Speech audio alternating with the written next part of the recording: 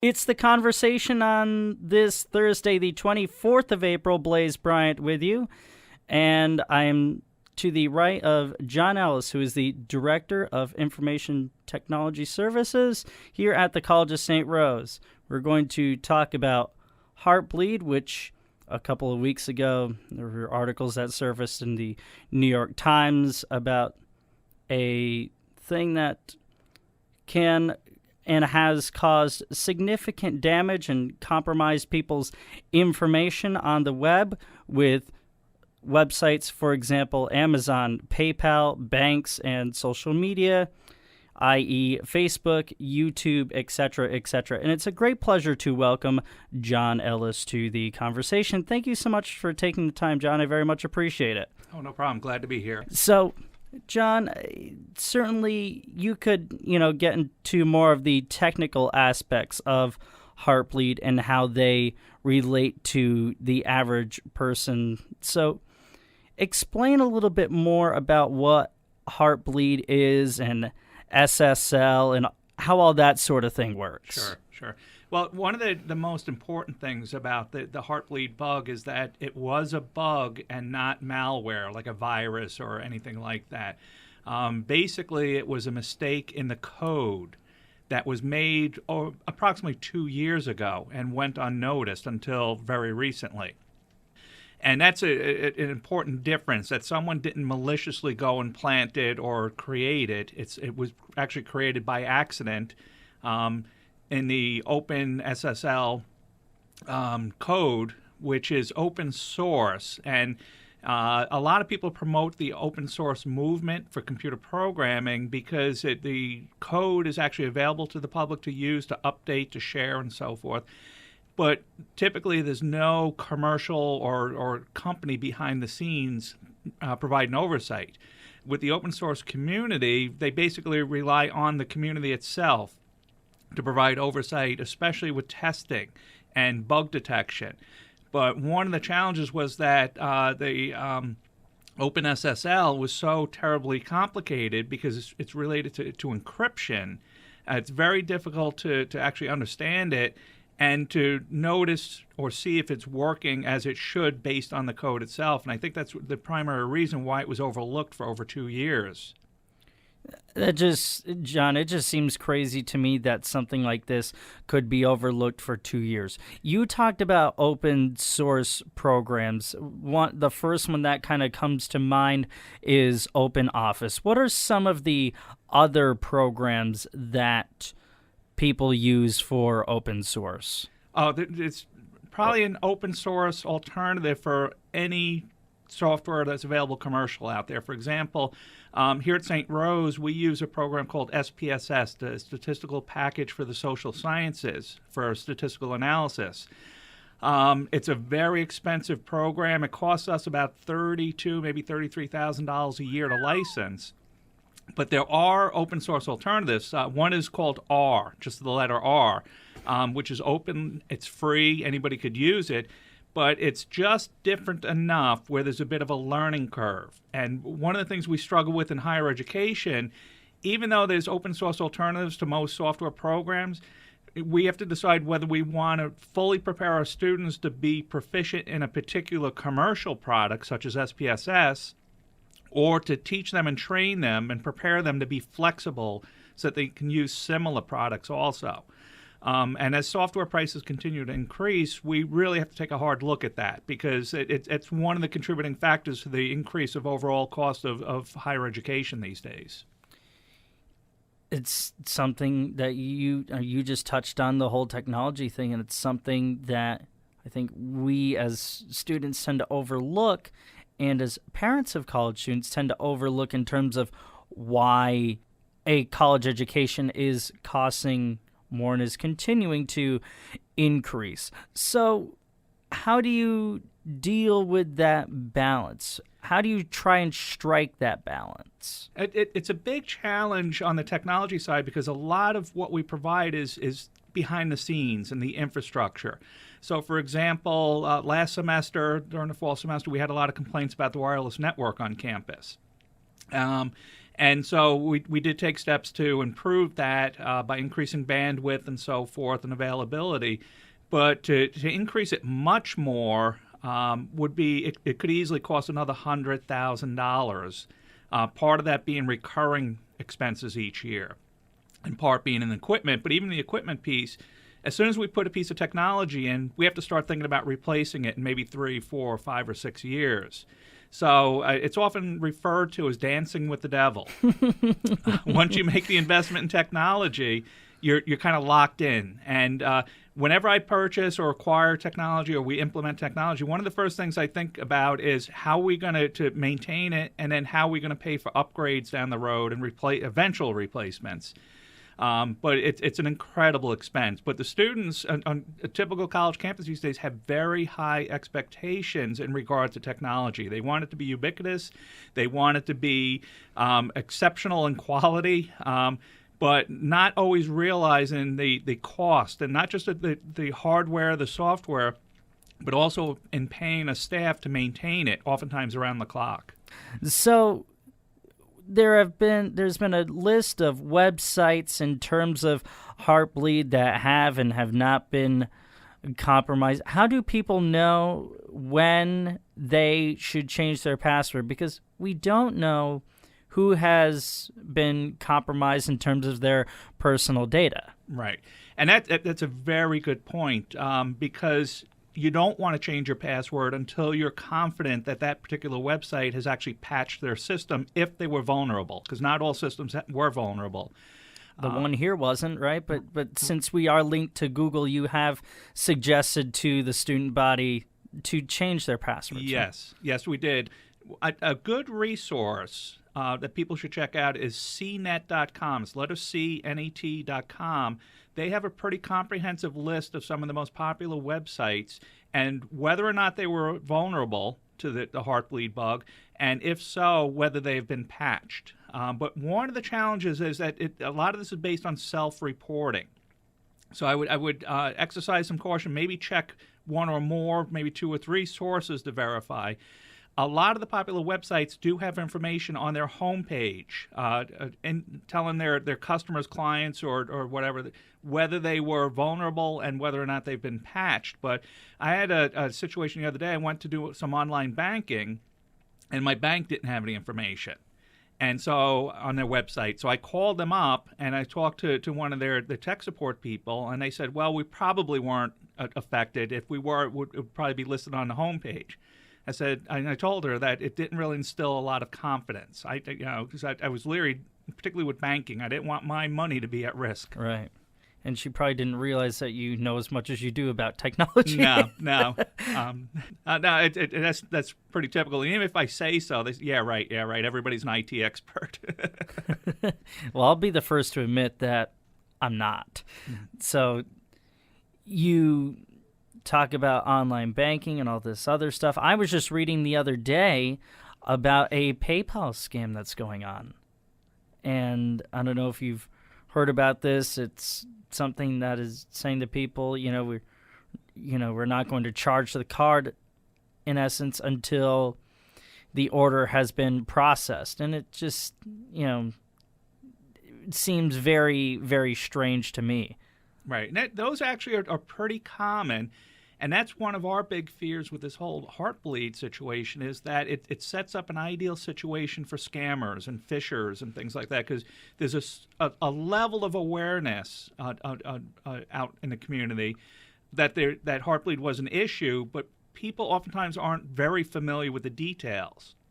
So they may get emails out of the blue saying that there's such and such bank, and they encourage you to click on a link or something on a certain website, or they'll send you an email, or even get a phone call. I got a phone call a couple of weeks ago from someone saying they were with the FBI and that I should go to a such and such website and click on a link. And when I said, oh, well, I better record this call because it sounds a little suspicious, they hung up right away, which was a good indication that it was a scam. Very good call. So in the about a minute and a half I have left here, how can people be more with it, with it in terms of what is and isn't suspicious because people, these hackers, these phishers, these scammers, these morons have this incredibly wonderful way of wording things to make them sound useful. Right. And that's the challenge. They're very good at what they do. As evil and bad as it is, they're very good at it. And they've been figuring out over the last 5 or 10 years that rather than trying to hack into a system or break security codes and things like that, it's much easier to fool people through pretty basic human engineering techniques. And people fall for it all the time. But people should always be cautious, be dubious. If you suspect something that isn't quite right, be cautious and look into it a little bit more before you provide any information or before you log onto a site or if you click on a link. We always encourage people, if you're in doubt, call our help desk. And a lot of people actually call me directly, especially employees. But people usually have a pretty good sense if something's not quite right. But follow your gut on things like that. But what about the typical human being, what about the typical person, that doesn't have access to the College of St. Rose help desk? Right. One of the key things is always keep your system, whether you're using Windows or Linux or the Macintosh, make sure your system's updated. Set your system to automatically update so you have the latest security patches. Make sure you run malware detection, including antivirus, and keep that updated on a regular basis. That's your front line of defense. But the other piece is to keep current with what's happening out there. Because I run into people, even people in the IT field, that haven't heard of the Heartbleed bug or don't know that much about it. And it's hard to imagine. But it does happen. But you need to be aware of what's happening out there. It helps you to be vigilant because there's constant attacks going on all the time, all kinds of scams, and as you noted, the phishing attempts and so forth. And like I said, they're very good at what they do, and they look to catch you off guard. And if you're nervous, particularly about the Heartbleed bug and other things, you're more inclined maybe to click on something you shouldn't if you think it's going to help you. It's almost like there's a type of malware out there now too called ransomware, where if you visit certain websites or if you click on a link, it locks your computer and encrypts all the data on your computer, and they tell you that they won't unencrypt it unless you pay a ransom, usually $300 or $400. Wow, that's crazy. It really gives you something to think about. John Ellis is the Director of Information Technology Services here at the College of St. Rose. For more information about the Heartbleed bug, check out www.cnet.com. John, thank you so much for spending a few minutes with me here on the conversation. I very much appreciate it. Oh, thank you. My pleasure. So in 15 seconds, we'll go from changing things up to making them up on the fly.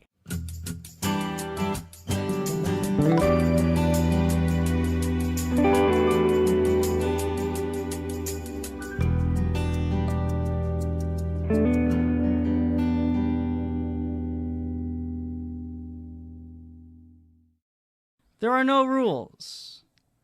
You can say whatever you want, do whatever you want. You don't have to look a certain way. That is Creative Apes, St. Rose's new comedy group. And my guest here on my left is Katie Kilmacek. She is in the group. She's a freshman communications major with a journalism concentration. And Katie, if only Creative Apes and radio had the same sort of structure in the sense that there are no rules. But thank you so much for taking the time to come in. I very much appreciate it. No problem. Thank you so much. So how did this club sort of come into existence? I know it was not that long ago. It was right around the middle of March, wasn't it? Our president, Mike Eisenstein, he's a graduate student here at St. Rose, and he graduated from SUNY Brockport, and he was involved in a improv club there, and he thought that it would be beneficial to the St. Rose community if he started up a comedy club because, it's a great stress reliever. It's a time to meet new people and just have a good time. So it was all Mike's idea. I'm currently taking an improv class right now with Dr. Kraus, and he contacted me, and we just got together and, kind of just established the club, and that's how it came about. So it was pretty much all Mike that came up with the idea, and then I just joined in on his coattails. Nice. You gotta sometimes succeed in life, just kind of go off of people's coattails.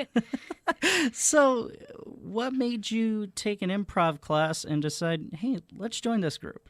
Well, I have a strong background in theater, and I have a minor in theater as well. So I grew up doing improv. I did a summer theater that it started you off doing improv and then slowly moved you into doing the acting.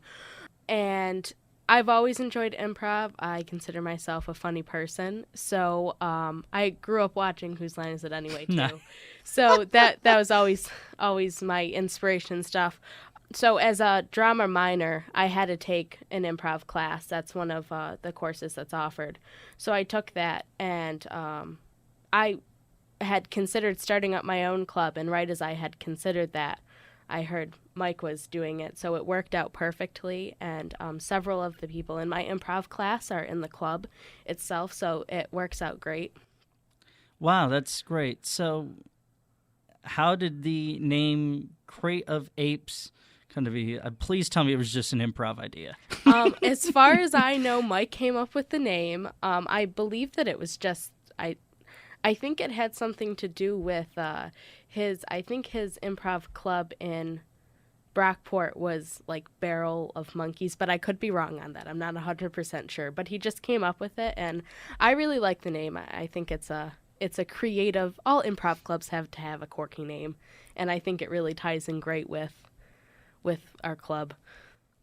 Absolutely. I mean, a lot of the show is, the listeners can tell. I mean, the conversation's not nearly as quirky as Crate of Apes, but nonetheless, there's still improv. So it really is amazing to me how improv is really a part of life in so many ways. It is. That's one of the great things about improv, is that it's all made up.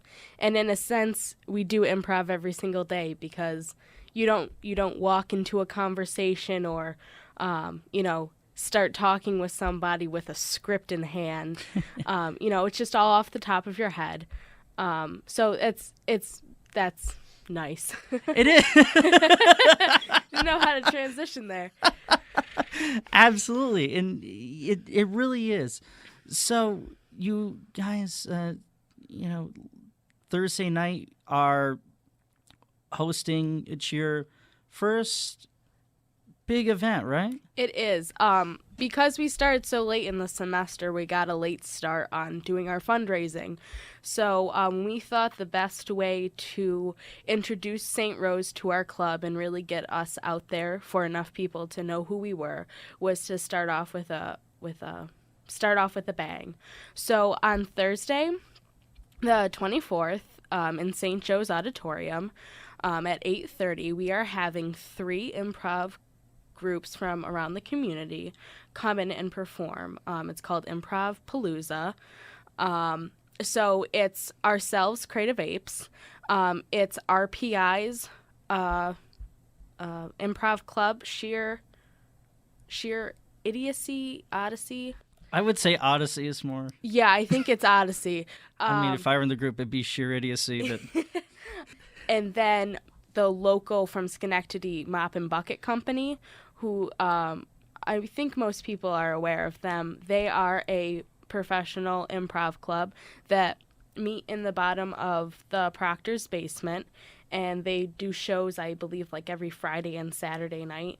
And I got in contact with them in the beginning of the semester. I saw a show from them, and I just kept in touch with them and asked them if they would be willing to come out and help us, kind of get our names out there, and they were more than willing to do it. And Michael Burns, who is the director of Mop and Bucket, he coaches RPI's improv club. So he roped them into doing it as well. So it's going to be 3 really good improv groups all working together and making stuff up. And it's $3 to get in, and then there's a $1 raffle, and we'll be raffling off different gift cards and stuff. So that's always fun, going to an event and getting something out of it. Right. But yeah, it's we're hoping that it'll have a good turnout, and we're just hoping that it is a comedy club, so it's not only improv, but it's also in the future we hope to do sketch comedy and stand-up comedy as well, integrate that into the club. So we're hoping that it gets the name out of Creative Apes more, and people kind of get an idea of what our club is, and hopefully aren't shy enough to join in the fun. If I wasn't graduating in a couple weeks, I would absolutely join you. I would love to come in and join you. I've relied so much on my sense of humor about everything, and I used to act 10 or 11 years ago. So it really, improv is just, I just love it. I really do. It's just, I'm glad to hear that. Improv is just, is one more of the difficult comedies, I guess, or forms of acting, because you're not given what to say or what to wear or anything. But at the same time, it's one of the funnest because you can do whatever you want. You could be walking on the moon. You could be eating a sandwich with a llama. Who knows? It could be anything, and that's the sheer enjoyment, sheer fun of the club. And so hopefully our hope for the fundraiser is and the event for people who may not be aware of improv, they know that that's what it's like, and they know that it will be a club that they can come and relax and just have fun. And people who are familiar with improv, they can see that, it's not as stressful. It's no competition. It's everyone is just out there to have a good time and make people laugh. So that's our goal with this event. So with you personally, what's your favorite element of improv? I would have to say making things up, which is obviously a big thing of improv, but just a tad. Yeah, just a little general. But to narrow that down, I love doing voices, and just anything from like a little kid to an old man, and anything that you want to do. I really find that you can be so versatile when you have so many different accents, whatever, dialect, yeah. Enough talking about improv. You want? Let's do it. Let's do something. improv. Yeah. Absolutely. All right, so we'll let you go first since you're the featured guest here. All right. Well, we can do a question game where all you do is ask questions, and if you do anything but ask a question, you're out of the game. Okay. All right. So if that's what you want to do, let's do it. All right. We have about 5 minutes here. All right. So, Blaise, how are you doing today? I am doing fantastic. Katie, how are you? Oh, is the sky blue today? Yes, it is. I think. I think that might be a bit of a statement. No, I put it my Ended tone it with a question. I did end it with a questioning tone. Yes. All right. Well, we'll let you. I'm Get being away fair, with by that the one. way. Did you have any tomato salad with lunch today? Is it even lunchtime yet? Oh, I don't know if I have homework. Nope, that's not. Oh, got myself out there. But see, it's so much fun. With a game like that, it's called Questions. Usually you just have like a group of people and they go off against one another, and it's really fun. You just say the most. My favorite part is catching the person I'm going off against off guard we'll be talking about what color is the sky, what color is the grass, and then I'll say, did you eat lunch with a hippopotamus named Sally today? And they'll just be so, like, where the heck did you come up with that they don't even know what to say and they're out of the game. But I only want a hippopotamus for Christmas? Will only a hippopotamus do? Only a hippopotamus will do. No tiger doll or whatever that is? Nope. Really? Nope. Only a hippopotamus. Why is this, Katie? I don't know why. Because hippopotami are great. They can kill an alligator, and they can be your best friend. They can also wear tutus and dance with alligators, too, like in Fantasia. That's why I love hippopotamuses. Hippopotami, if you want to be, say the correct form of it. Well, is there really such a thing as a correct form? Because after all, hippopotamuses is in a song. That's true. Hippopotamus is hippopotami, however you want to say it, tomato. It's really whatever floats your boat, I guess. But doesn't water float the boat? Does water float the boat, Blaise? Yes, or maybe even grape juice? Grape juice? I love grape juice. My mom got me little packets of grape juice for Easter, which that's awesome. They're like crush flavored. Really? And you can it's like making water into soda. Awesome. Make something healthy, unhealthy. Woo! Exactly. So, kind of like Jesus, turning water into wine, I guess? Yeah, there you go. Look at that. Connecting those two together it's just so amazing. My mind is just blown right now. Well, I try. Generally, after these segments are over, my mind is typically blown. But, well, I suppose we shall wrap this up here and, get our minds back to unblown status. And St. Rose's new comedy group is Crate of Apes. To find out more information about the group, you may follow them on Twitter at STRoseComedy or on Facebook search ST.Rose Crate of Apes. Katie, I seriously cannot thank you enough for being the last guest that I ever interview here on Radio St. Rose for this show. I cannot thank you enough. Oh, no problem. Thank you for asking me to be interviewed. This is quite exciting.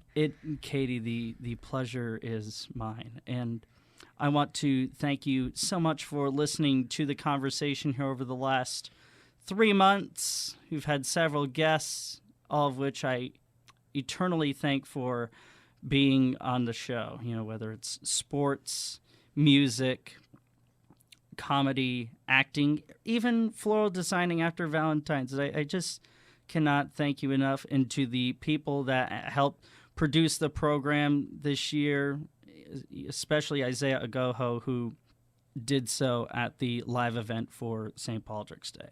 So, in the famous words of Randy Newman in Toy Story, you have a friend in me. I thank you. I love you. For the conversation, I'm Blaise Bryant.